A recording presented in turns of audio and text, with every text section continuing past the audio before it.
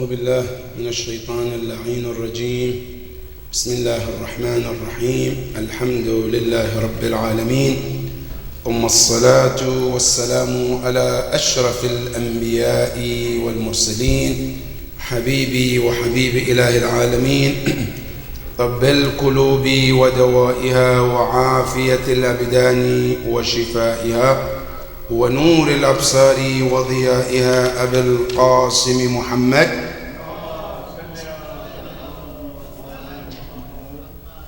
وعلى أهل بيته الطيبين الطاهرين المعصومين الذين أذهب الله عنهم الرجس وطهرهم تطهيرا. صل على. قال الله سبحانه وتعالى في محكم تنزيله: أعوذ بالله من الشيطان الرجيم. بسم الله الرحمن الرحيم. ولا تقف ما ليس لك به علم إن السمع والبصر والفؤاد كل أولئك كان عنه مسؤولا. صدق الله العلي العظيم. اللهم صل على محمد وآل محمد. عباد الله، أوصيكم ونفسي بتقوى الله. Now, dear brothers and sisters, Assalamu alaikum wa rahmatullahi ta'ala wa barakatuh. I would like to remind myself and remind all of us with taqwa Allah subhanahu wa ta'ala, as part of our weekly reminder to remind one another about Allah, His rules, His regulations. I pray to Allah subhanahu wa ta'ala that we take admonitions from His words and the words of the Prophet and Imams and Ahlul Bayt alayhim salam. My dear brothers and sisters, our khutbah today is about what we call Huququl Ibad, the rights of creatures. When we say Huququl Ibad, it's a very broad.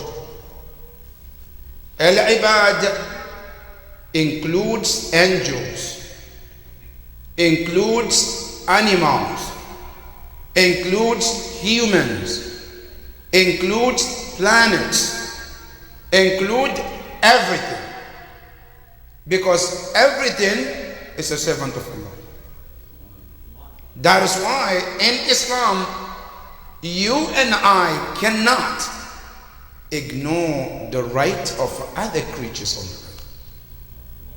That is why in Islam, especially when you take the book of our Al-Imam Zayd al-Abidin Salamullahi alayhi, Allahumma salli ala Muhammad,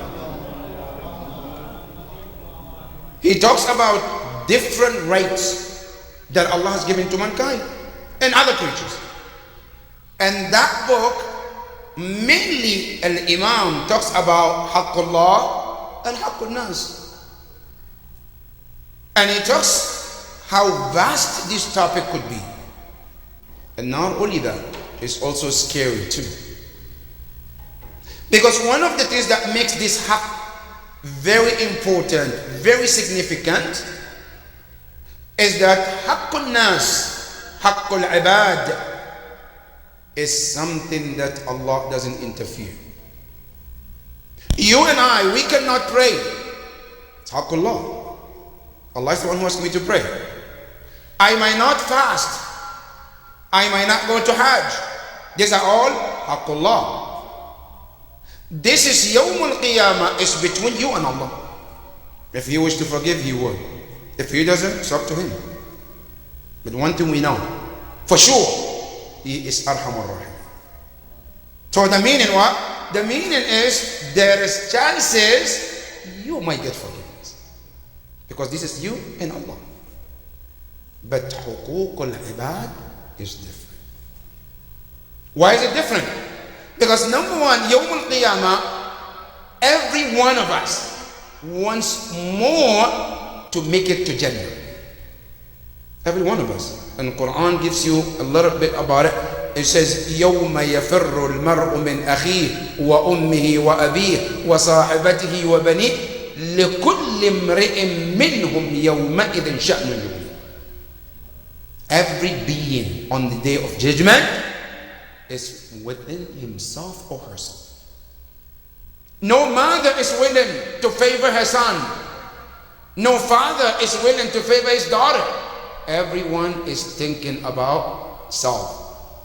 And it's called يوم القيامة يوم نفسي نفسي. That is that day. Now you imagine, if somebody has a right on me that I need to pay, is he willing to tell me, go, I forgive you? When he needs that good deed to add to make him get to heaven. No one. And this haqq is so severe to the point in a hadith of Ahlul Bayt, Yawm al-Qiyamah, when I come and I have this brother's right on me, this brother's right on me, what do they do? Yawm al-Qiyamah, for example, let's say I took his money, right? Now, Yawm al-Qiyamah, there is no currency. He can say, okay, this is your dollar, take it. No, there is not. So how am I going to pay you? Now, the equivalent of money that I took is the equivalent of thawab they take from my good deeds to give it to me. That is how it works. Now, this is if, let's say, I have one or two. Now, I have many people, hack of my this, hack, this one come, and finally, my good deeds is finished. There is no more to give. Now, what did I do? Now, as more they come, they look at the bad deeds, an equivalent of what you have took, they take their bad deed to give it to you. So the more they give, the person eventually end in the hellfire. That is how secure this could be. That is the situation. That is why our Imam Zayn al-Abidin salamullah alayhi, in Mafatih al-Jinan and Sahif al-Sajjadiyah, dua of the days, he talks about it. Say, Ya Allah, don't let me die and there is haqq of any of your servant on my neck. Ya Allah, if anybody has a right on me that I need to pay, and I have it, and I'm not able to reach them because they died, they moved, or whatever the reason might be, say, Ya Allah, I urge you to pay on my behalf before I die, before I stand before you. That is haqqullah, haqqul nas. That is how important this is. That is why in hadith of Imam Amir al-Mu'mineen salamullahi alayhi, Allahumma salli ala Muhammad, he says, Ja'alallahu subhanahu wa ta'ala huquqa ibadihi qabla huquqih. Because of the importance of huquq al-ibad, Allah made the haqq of his servant comes first before him. Do you know there's a beautiful hadith? The Prophet says, Man lam yashkur al-makhluq lam yashkur al-khaliq. Whoever is not grateful to human being, somebody have done good, supported you, helped you to find a job, did good to you, and you're not able to thank them, and then you go to Allah, Alhamdulillah, Allah said, you can say a million times, but you have not thanked me enough. Ya Rab, why? I said, because the person in front of you, he deserves your thanks before me. Ya Allah, you are God. I say, yes, I know. But if you cannot thank the person that in front of you, who you can see, how can you thank me who you can't see? If you cannot thank the person who gave it to you, the hand that handed to you, and you collected from him, you didn't thank them enough, and then you go to the hand that you haven't seen, you say, thank you Allah. Allah said, no, that's not enough. You have to start from the makhluk and then go to Khaliq. That is the importance of huquq al-ibad. Now, this huquq al-ibad today, as we talk about, we're going to talk about one aspect of it. As we mentioned, the hukuk is so vast. There is hukuk Allah, then there is hukuk al-insan, then there is hukuk al-haywanat, then there is hukuk al-ashjar, hukuk other things, all these being. But today we're going to talk about one out of all of it, which is hukuk al-insan, which is human right. And this human, as we speak about, this itself has different branches. Number one, after Allah, there comes hukukul abawain, the right of your parents. They're human beings too. They have haqq. Not taking care of them is also a neglected hukukul ibad. That is the first one that comes. That is why in Quran, every time Allah talks about His haqq, the next one is the haqq of your parents. وَقَضَى رَبُّكَ أَلَّا تَعْبُدُوا إِلَّا إِيَّاهُ وَبِالْوَالِدَيْنِ إِحْسَانًا. The first among the right of humans is the right of your parents. Then comes next after that. Then there is hukuk al-zawja, the right of your spouse. Allah subhanahu wa ta'ala has given the husband right upon his wife, and the wife has a right on her husband too. It's vice versa. And neglecting either one of them, a husband doesn't take care of his wife as he's supposed to, is considered hukuk al-ibad yawm al-qiyamah. You have to pay for it. A woman doesn't take care of her husband, the right that Allah and the Prophet has put out there that you have to. It's your responsibility. I neglect it as a woman. Yawm al-qiyamah, you have to ask Allah for it. Allah will ask you about it. It's part of the hukuk al-ibad.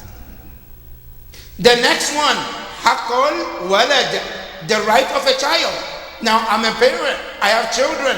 Those children, they are responsibility Allah put on them towards me. I have to take care of that responsibility. Not taking that good responsibility, I have to answer Allah. Okay? Now the children, they are from the time of pregnancy. From the moment my wife becomes pregnant, the right of that child is started till the day the child becomes baligh. And you marry them and they go on with their life.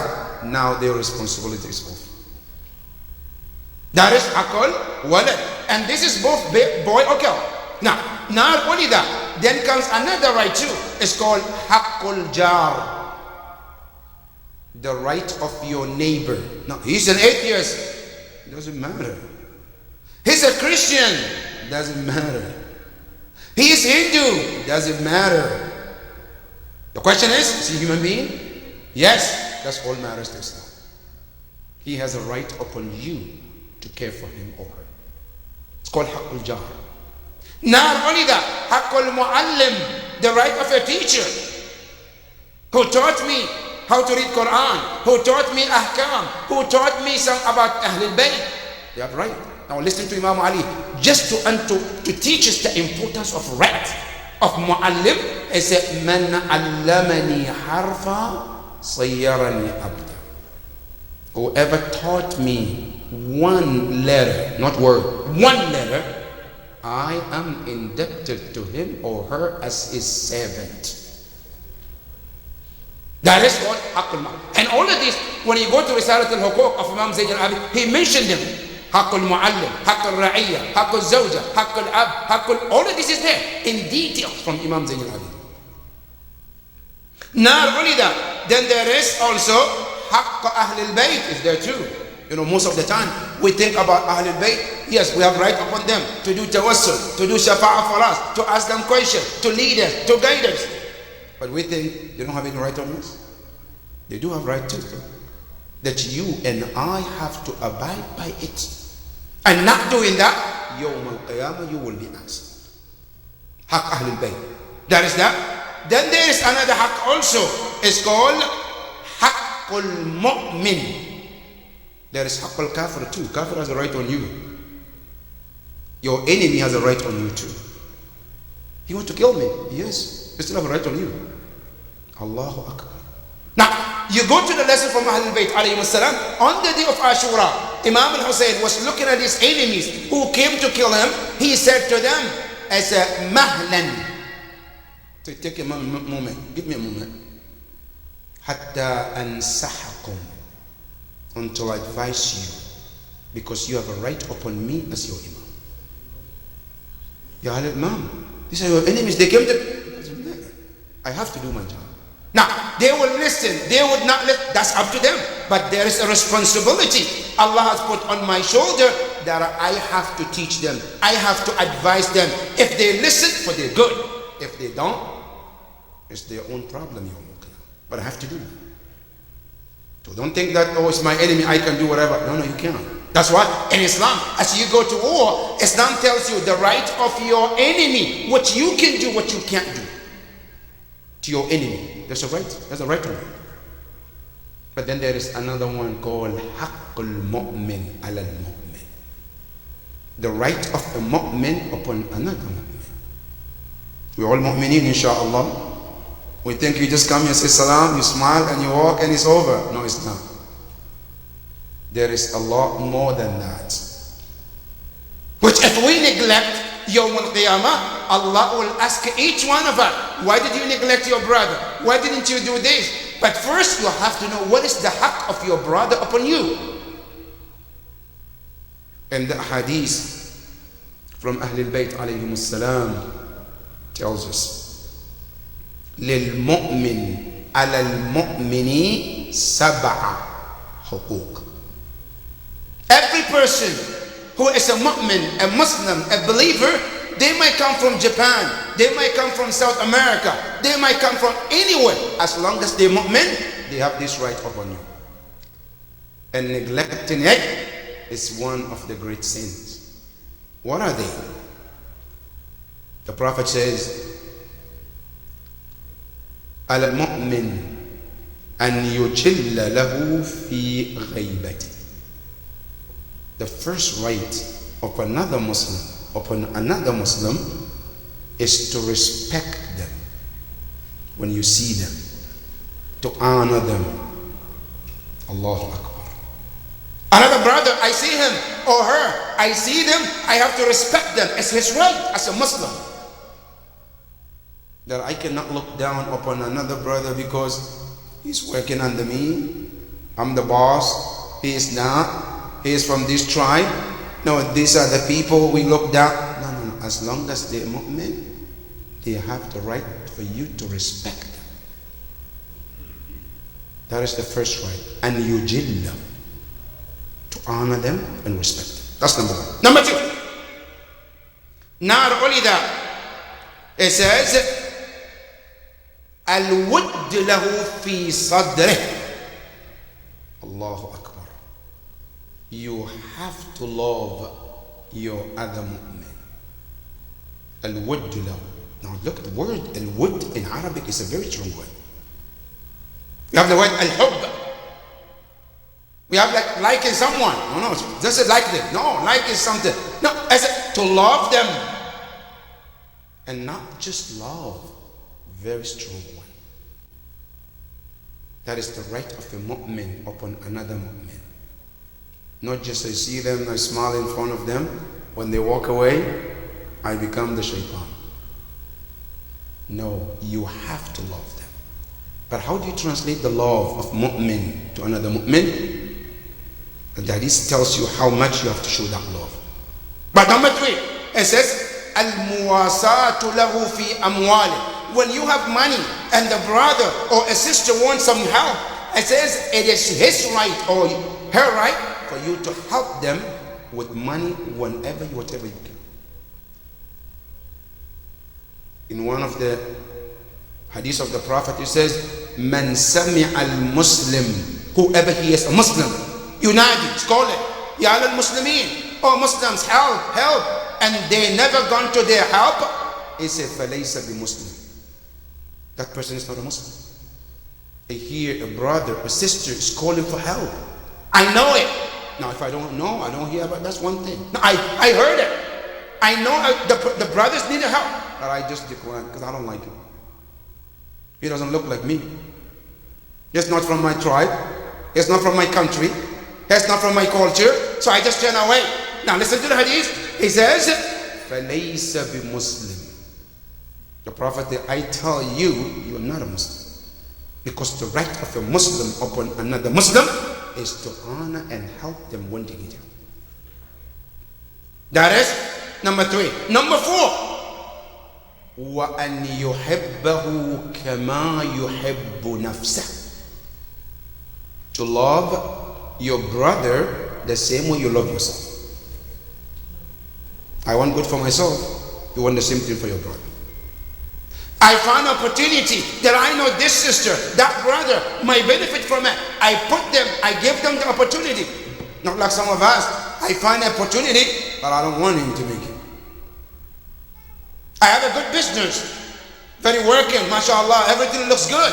Another brother said, oh, can you help me so that I can find this kind of business in another city? Oh, no, I don't want him to become like me. Why should I teach him? Then what do? I just give them the wrong information so they don't get to the way I am. Because I'm scared. I don't want them to compete with me. One of the right of a Muslim, أن يحبه كما يحب لنفسه. The way you love yourself, you love other mu'mins like that. That's number 4. Number 5, أن يحرم غيبته. This is our challenge. To forbid anyone to talk ill in their absence.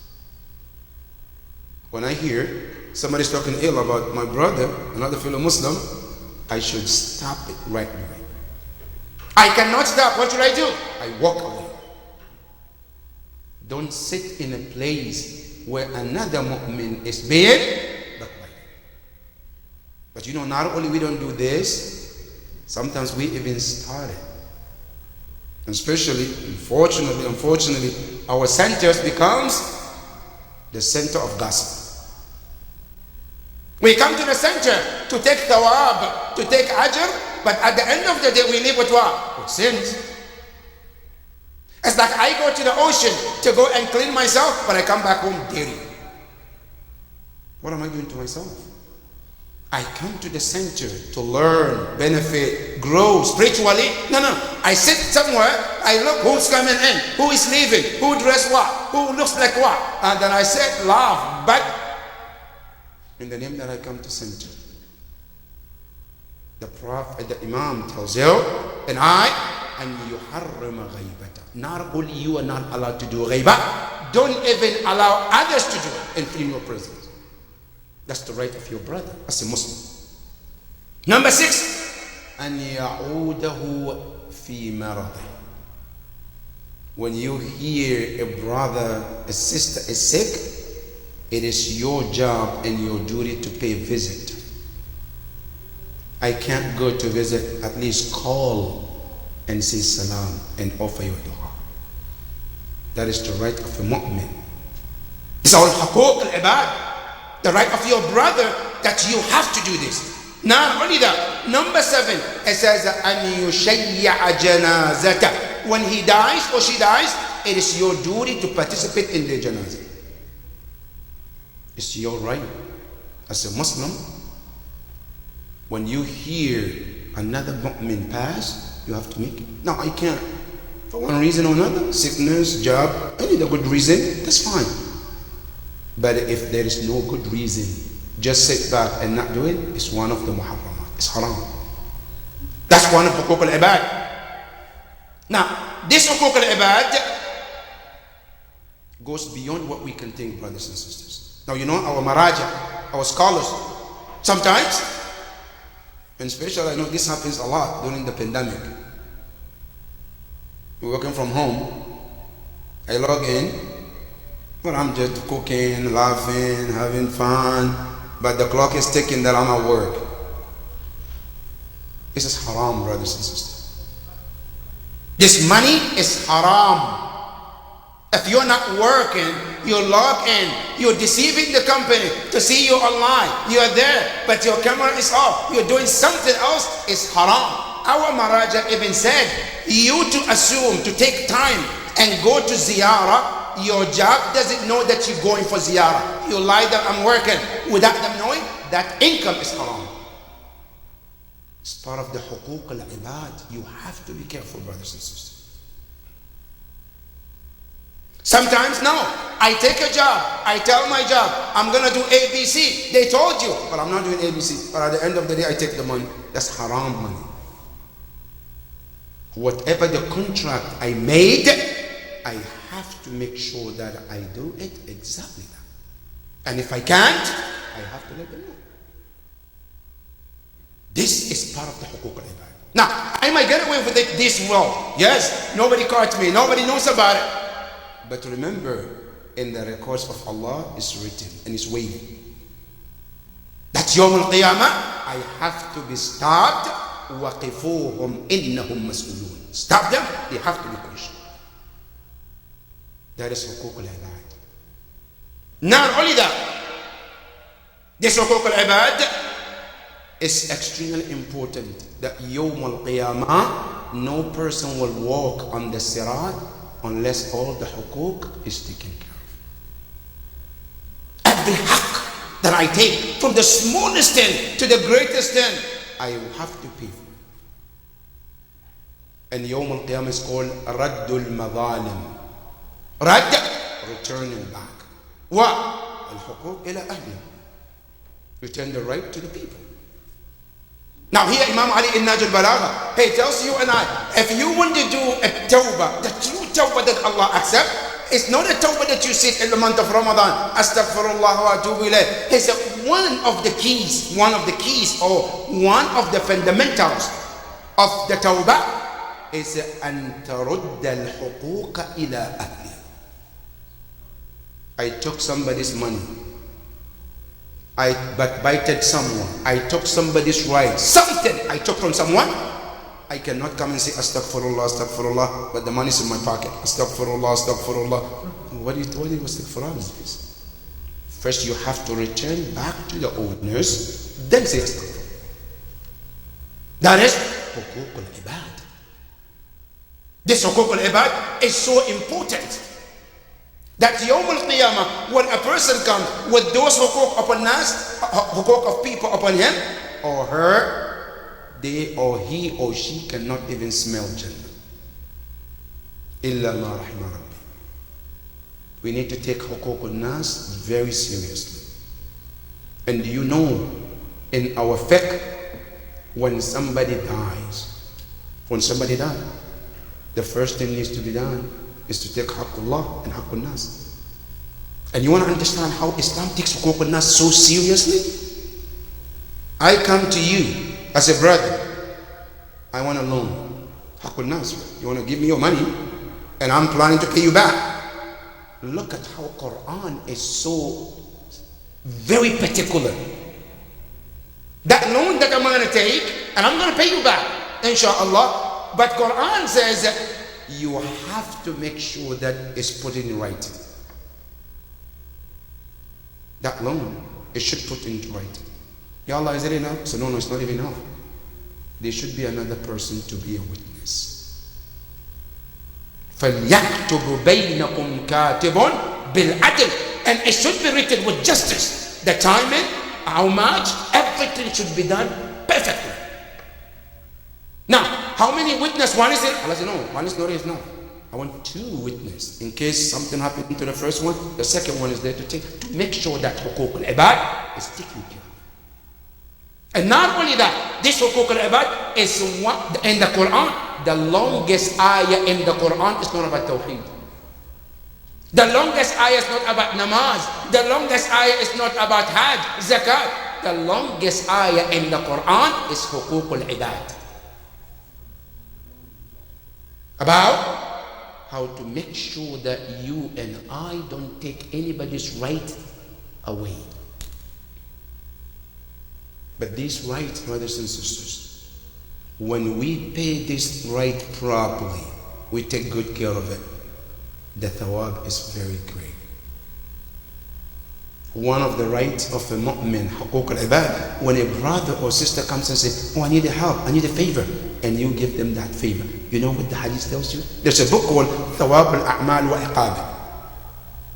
The hadith is all about thawab, the reward of deed, and also the punishment of sin or disobedience.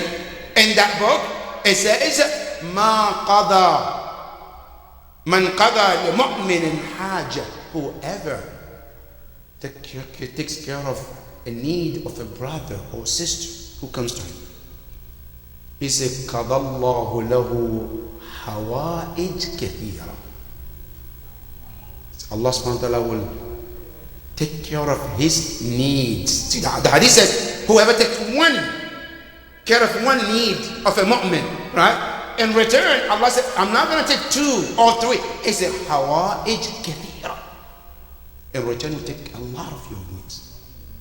And then not only that, the Prophet says, أدناها, the lowest of the need that Allah will take care of for you, al-Jannah. The lowest.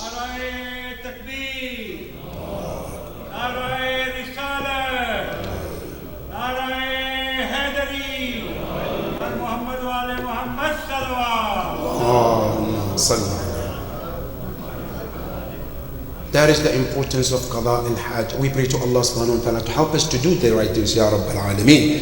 Ya Allah, help us to take care of the right of others upon us, Ya Rabbal Alameen. Bismillah ar-Rahman ar-Rahim. Wal asr inna al-insana lafi khusr illa alladhina amanu wa amilu salihat wa tawasaw bil haqqi wa tawasaw bis sabr. Sallu ala Muhammad wa ali Muhammad.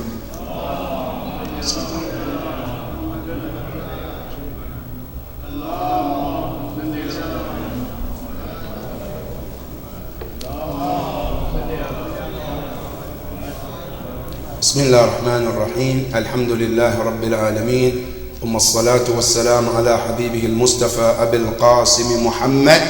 اللهم صل على محمد وآل محمد وعلى أهل بيته الطيبين الطاهرين، لا سيما آخرهم قائم أهل بيت محمد المهدي المنتظر، روحي وأرواح العالمين له الفداء. اللهم بهم نتولى ومن أعدائهم نتبرأ إلى قيام يوم الدين. اللهم صل على محمد وآل محمد وعجل فرجه. My dear brothers and sisters, one of the events of this past week is the birth anniversary of our 11th Imam, Al-Imam Al-Hasan Al-Askari alayhi salam.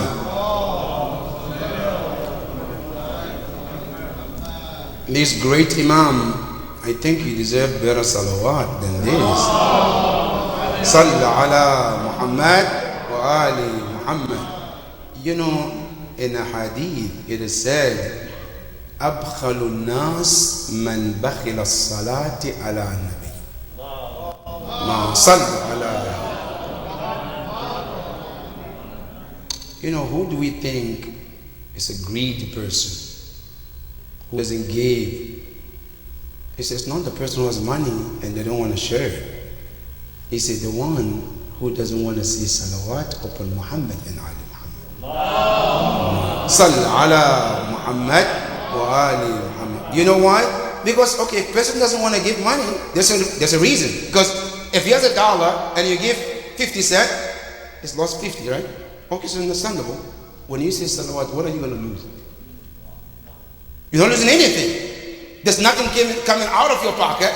So why don't you say good salawat to Muhammad and Ali Muhammad? Allahumma salli ala Muhammad wa ali Muhammad. Allahumma salli ala Muhammad wa ali Muhammad wa ajil farajah.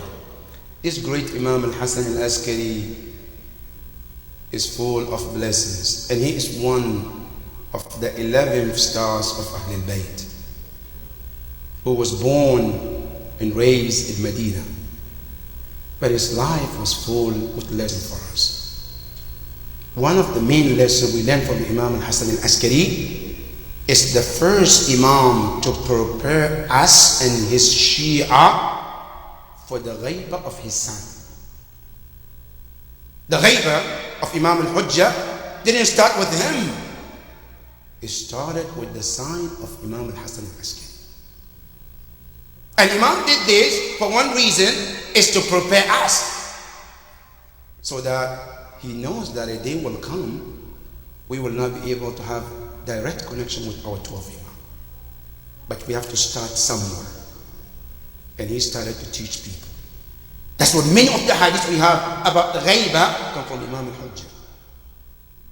And he taught us that during the time of the occultation of Imam, it's not when we say we waiting for Imam, I can just fold my arm, looking at the TV, looking at the door. When is he coming? No, no, no.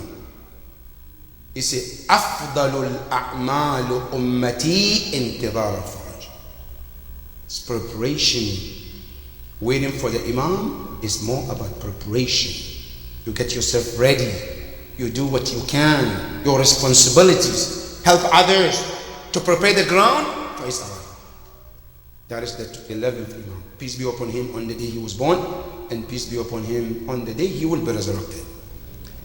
The second event, which is today, is about eclipse that took place this morning. And as you know, salat of these kind of days is wajib.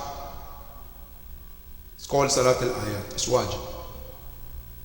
Whether you see it or you didn't see it, it's wajib.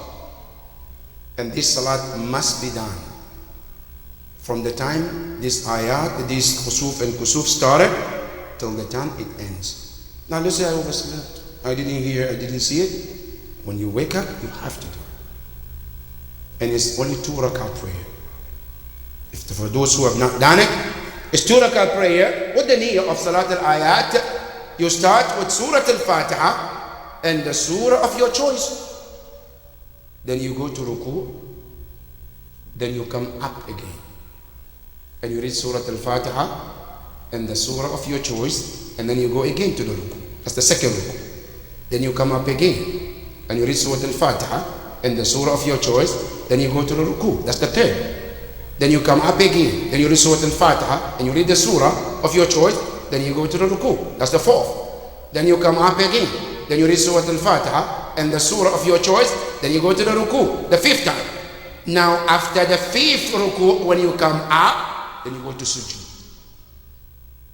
Then you say your dhikr in sujood. You come up. You go back again to sujood. You come up standing and you do the same thing. Now, can you do qunut? Yes. But how do you do qunut? The qunut can be done after each 2 rukus. Okay? For example, I did the first ruku. Alright? Before the first ruku, I cannot do the qunut. Now I come up, I read the Fatiha and the surah. Before I go to the second ruku, I can do qunut. Now, then I go to the third. After the third, I cannot. I have to wait until the fourth. After the fourth, before the fourth ruku, then I can do the qunut. Which means after each ruku. So you can do what qunut after the 2, or after 4, or after 6, or after 8, or at the 10th ruku. This is salat al-ayat. It's must for those who are baligh, inshallah. May Allah subhanahu wa ta'ala protect us. The last, not the least, as we talk about the ahkam. You know, in adhan, one of the simple mistakes we do in adhan or iqam, and I've heard here in our community, sometimes people make those mistakes. When I say ashhadu anna Muhammadan, sometimes people say Rasulallah. Sometimes ashhadu anna Muhammadan Rasulillah. This too is wrong. It's not Rasulah or Rasuli. No, it's Rasulullah. Rasulullah. You know, Arabic is very, very sensitive. And we have to be careful about the pronunciation. If you say something not properly, the meaning changes completely.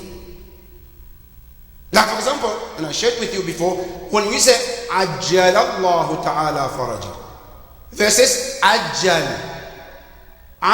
With the ayn or with the hamza. If you say Ajjal, means hasty, faster. When you say with the alif, meaning delay. So when you say ajil farajak ajil, you might think in hasten, but you keep saying delay. But it all comes from where? From the pronunciation. So you have to be careful. Ashhadu anna Muhammadan Rasulullah. Ashhadu anna Aliyan Waliyullah. Not Waliyallah or Waliyillah. No, that's wrong. Because here what it is grammar, We call it mudaf wa mudaf ilayh. Two words, two names you put together.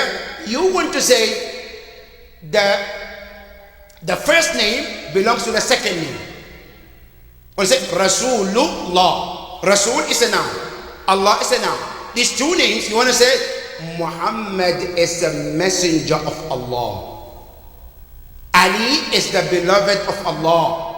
So you have to be Rasulullah to give that meaning. If you say Rasulah, it doesn't have a meaning in Arabic. If Rasuli, it doesn't have a meaning in Arabic. To give a proper meaning, it has to be Rasulullah. Aliyun Waliyullah. Then it comes to the proper meaning. These are things we have to watch in our adhan and iqamah. May Allah subhanahu wa ta'ala accept our prayers, inshaAllah. Bismillah ar-Rahman ar-Rahim. Wal asr inna al-insana lafi khusr illa alladhina amanu wa amilu salihat wa tawasaw bil haqqi wa tawasaw bis sabr. Sallu ala Muhammad wa ali Muhammad.